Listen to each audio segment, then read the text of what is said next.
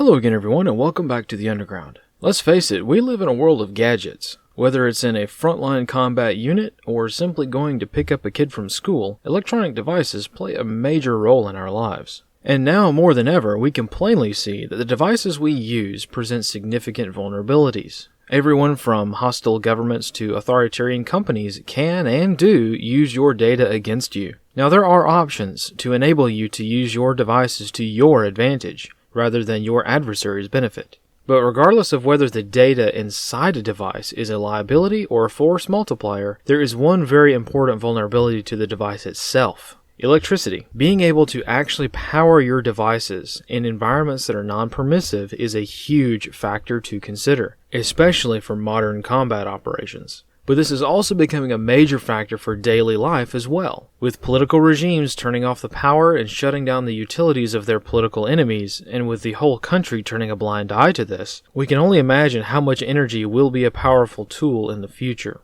To put it bluntly, we are absolutely heading towards a situation where many Americans will be living off-grid, right in the middle of the grid, essentially being homeless in their own homes. In effect, being forward deployed to your own living room. In fact, on a national level, our energy sector has already been weaponized against the American people in some cases. Remember the Colonial Pipeline cyber attack that resulted in over 90% of gas stations on the East Coast being without gas for 6 days? We certainly remember it.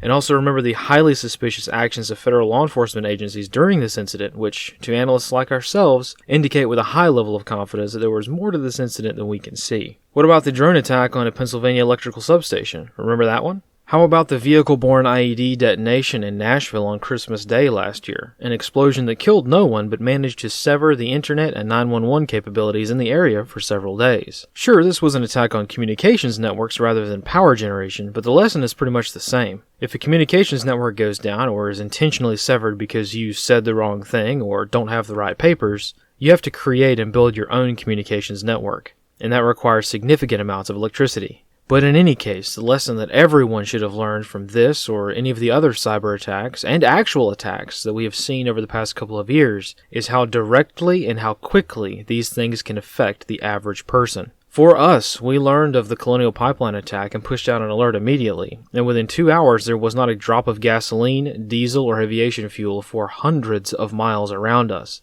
It happened just that quickly. So take these extreme vulnerabilities that are rampant throughout the entire energy sector and couple that with political regimes that control both the investigations of these vulnerabilities, but also the taps themselves. Well, this presents a clear and immediate vulnerability to the average person. But since it isn't as cool to prepare for, a lot of people overlook their energy needs.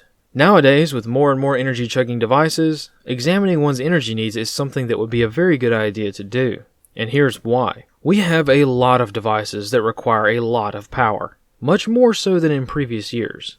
For most people, their primary and only communication device is their smartphone, which must be charged daily. If the power were to go out, most people simply would not be able to communicate for very long before their batteries died and their power banks ran out. In recent years, solar energy has become really one of the only reliable, relatively covert, and decently cheap options for charging small devices during emergencies. But since we have so many devices to charge, and realistically people are only going to have so much solar charging capacity, we've really got to think about what our needs are. In fact, let's take a look at this on a chart. As we can see, the longer we go without a reliable source of power, the more demand we place on alternative systems like solar panels to replenish our power needs. But it's not a straight line. Imagining a scenario where there is a power outage in an area for several days, on the first day, the requirements for your solar panels won't be too bad. But after a while, as your devices start to run out of power, your need for solar capacity increases. In other words, if you've got a family, all with smartphones, you can probably rely on small solar panels on day 1 to top up a couple of devices that might be running low. But by day 3 or 4, you'll have a household full of unhappy people because your small solar panel can't keep up with the increasing demand as everyone's devices start to run out of power. This gets even worse if we're talking about a more tactical use. The ability to generate power in the field has a direct impact on survivability. Imagining the same scenario of a simple power outage, we realize that in today's world, a power outage is anything but simple. When we think about the threats that we face in today's world, and considering these threats in the context of a several day-long power outage, we know that our power needs are not just confined to charging people's phones. We've got other devices to charge as well. Batteries for flashlights, or batteries for optics that might be needed to maintain security, such as night vision or thermal systems. Drones are handy in situations like that for gaining a situational awareness of your surroundings, but again, they require batteries to be charged. Even medical needs like CPAP machines or electric fans for cooling off wounded or sick people during a heat wave.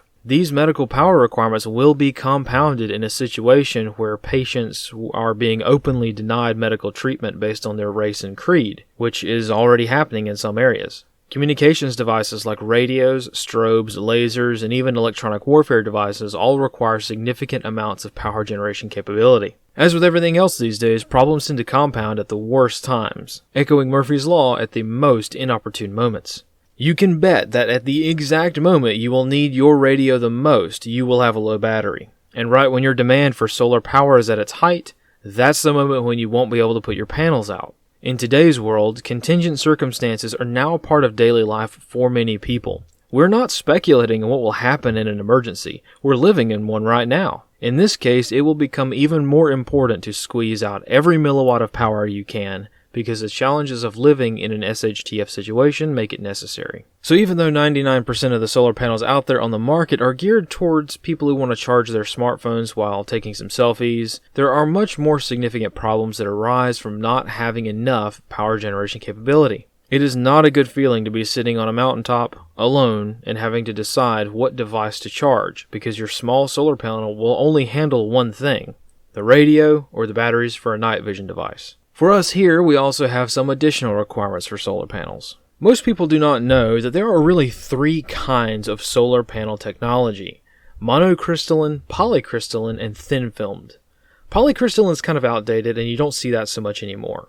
The overwhelming majority of all solar panels on the market are monocrystalline, which is not great. The internet is full of these kinds of panels, which is perplexing because they really suck in a portable role. Monocrystalline panels are perfectly fine for a whole home solar setup or something like that, but in a mobile setup or for like hiking or something, these panels usually perform very poorly unless they're in direct sunlight, and even then they're really inefficient. Oh, and usually these kinds of panels end up melting or delaminating at some point due to being used in the sun for any longer than a 15-minute sponsored video on YouTube. When many people realize that they need solar panels, they end up looking up reviews online, which is a very wise thing to do. But inevitably, whenever someone buys a solar panel for the first time and tries it out, their response is almost always, that did not perform as well as I expected.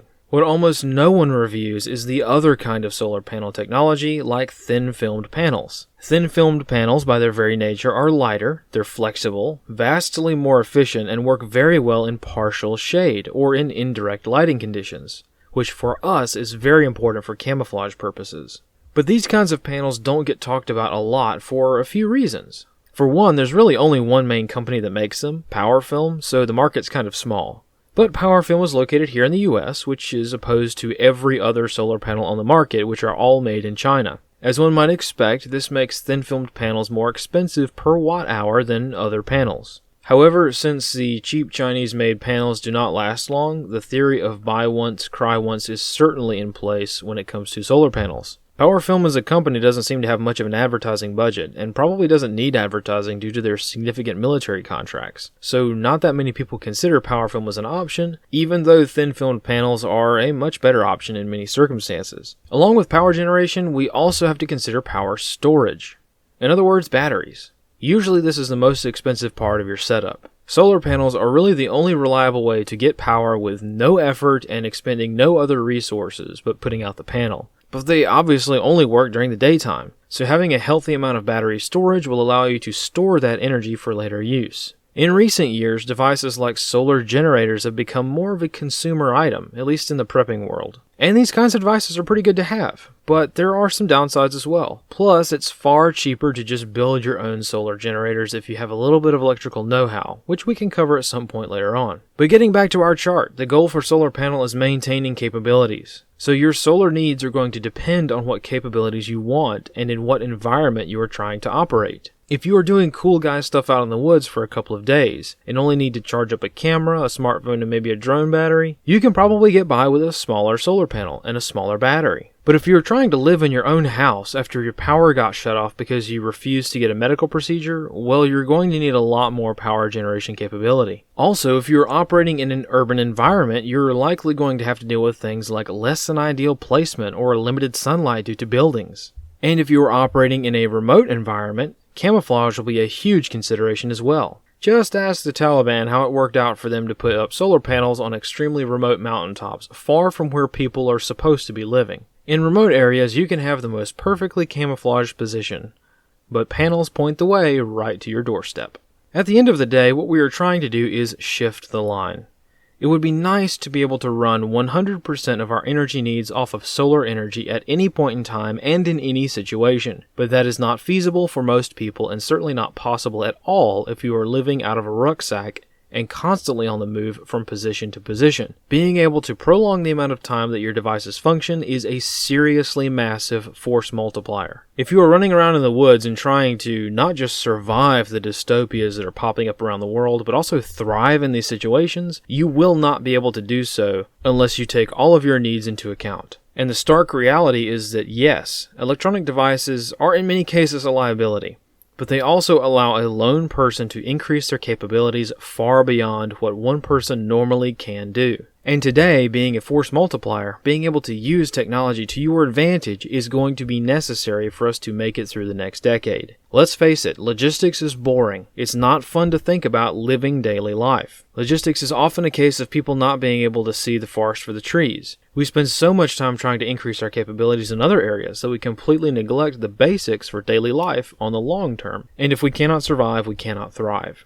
Buying a solar panel is not as fun as buying a rifle. And learning to build your own batteries and solar generators is not as fun as learning things like small unit tactics. But you are fooling yourself if you think that all of the boring stuff like logistics won't be a factor. Energy is already a weapon, and the lessons that history has provided are quite clear. Those who are able to meet their logistical needs, no matter their disadvantage or how powerful their foe, will always have a significant advantage. So rip off the band-aid and start thinking about your energy needs and what kinds of systems you need. Do you need a mobile power generation capability that can be a long-term setup? Or do you want to do the opposite, building a more or less permanent solar setup that can be moved quickly if necessary? Do you need larger panels because you live in an area where there isn't much sunlight? Or do you want to carry larger batteries to make up the difference? Do you live in an urban environment and as such might need something that doesn't look too tactical so that you could use it at the coffee shop? Or do you live in a remote area where you might have to carry your power generation capability over rough terrain? Can you use your solar generation capabilities in your daily life to reduce your dependence on the grid? Or do you plan to only use your solar panels during a power outage emergency?